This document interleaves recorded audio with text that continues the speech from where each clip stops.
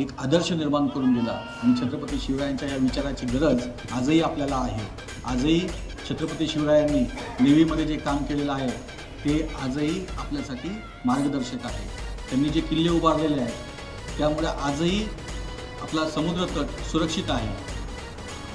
शेतकऱ्यांच्या बाबतीतलं त्यांचं जे गव्हर्नन्स आहे, त्यांचा राज्यकारभार करण्याची जी पद्धत आहे ती आपण आजही स्वीकारण्याची गरज आहे। छत्रपती शिवरायांच्या बाबतीतली स्त्रियांच्या बाबतीतली जी भूमिका आहे ती सुद्धा आपण आज स्वीकारणं गरजेचं आहे।